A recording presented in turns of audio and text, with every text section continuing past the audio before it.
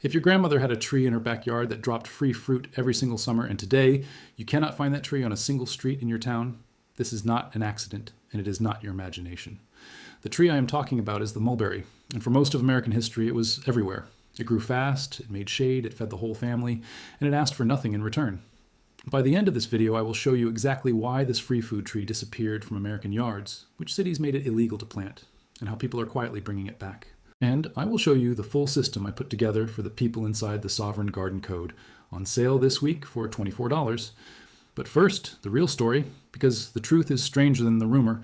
Let me start with what is actually true, because there is a lot of nonsense online about this tree. The mulberry is not one tree, it is a family, and two of them matter here.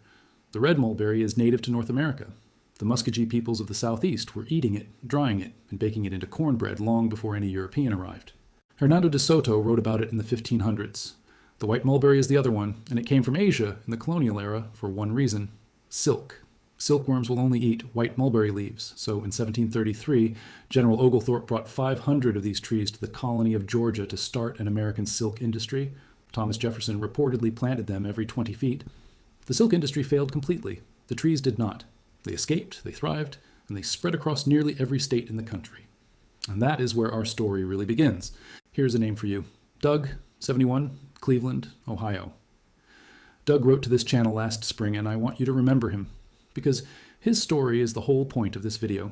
He grew up with a mulberry in the yard, purple hands every June, pie every July, and when he bought his own house as an adult, he could not find one to plant anywhere. Anyway, I will come back to him. So what happened? Why did the free salad tree of every American grandmother vanish from the modern yard? The honest answer has three parts, and none of them is a secret conspiracy. It is quieter and frankly more interesting than that. Part 1. The pollen. This is the real, documented, on the books reason, and it is the one most people have never heard. Male mulberry trees produce an enormous amount of pollen. For some people, it is a mild sneeze. For others, it triggers severe asthma and dramatic allergic reactions, bad enough that just walking under a tree in spring can set it off. And in the 1980s, cities in the dry Southwest had a problem. They had planted the male, so-called fruitless variety everywhere, precisely because it did not drop messy fruit. Thousands of male trees, all pumping pollen into dry desert air with nothing to wash it out. So the bans came, and these are real ordinances you can look up. Tucson, Arizona banned the planting of white mulberry in 1984. Las Vegas made it illegal to plant them in 1991. El Paso, Texas, prohibited all new mulberry trees in 1992. Albuquerque, New Mexico banned the entire genus, every mulberry, inside city limits. Notice something. These laws almost always grandfather in the old trees. They banned new planting. They did not send crews to rip out grandmother's tree. But the message to an entire generation of gardeners was clear. This tree is a problem. Do not plant it.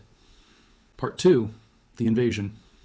Remember that the white mulberry escaped cultivation. It turns out it is aggressive. It grows up to 2 feet in a single year. It seeds itself through birds into every fence line and alley, and it is now listed as invasive in states like Illinois, Kentucky, and Tennessee. Worse, it cross-pollinates with our native red mulberry, and the hybrids take on the white tree's worst habits, slowly drowning out the native.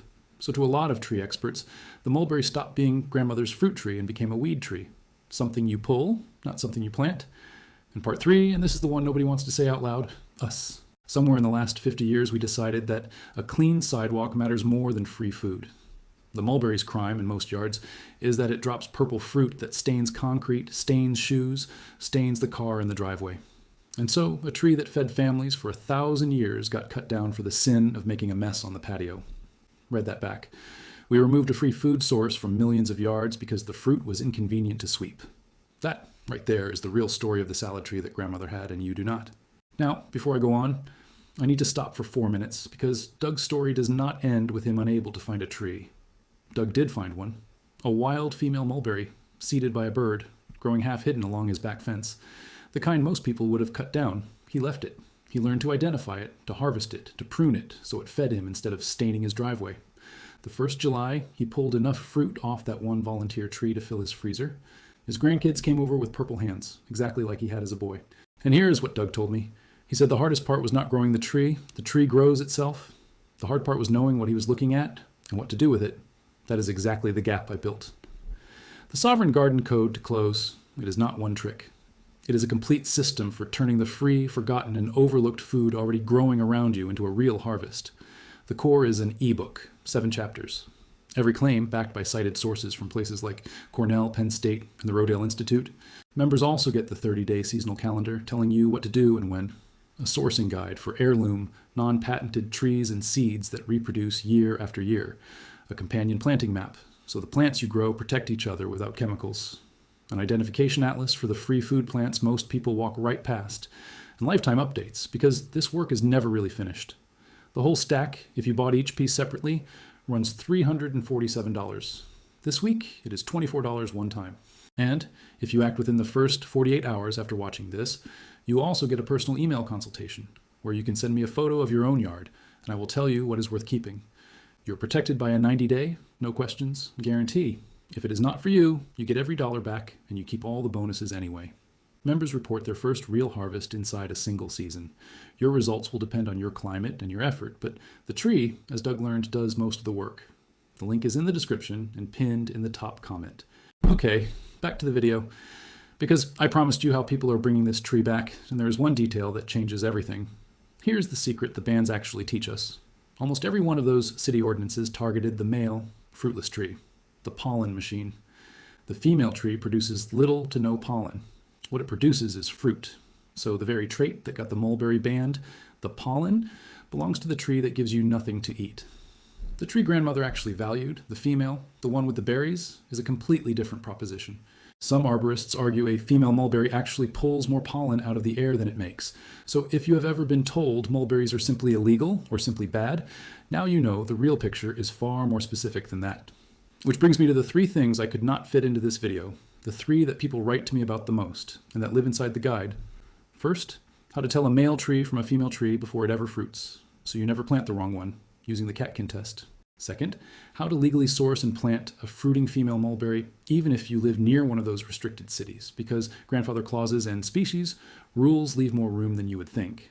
Third, the 3-step harvest and no stain method, so the fruit fills your bowl instead of ruining your driveway, which was the whole reason people cut these trees down in the first place.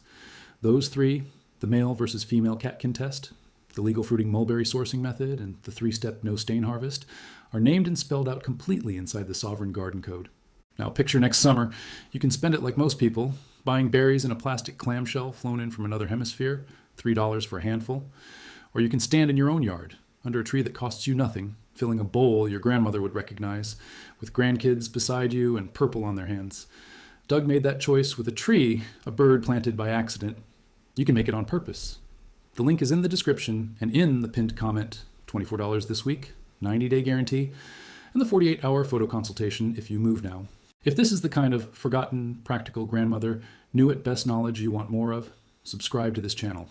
Because everything they taught us to see as a weed, a mess, or a nuisance was once somebody's free food, and it can be again.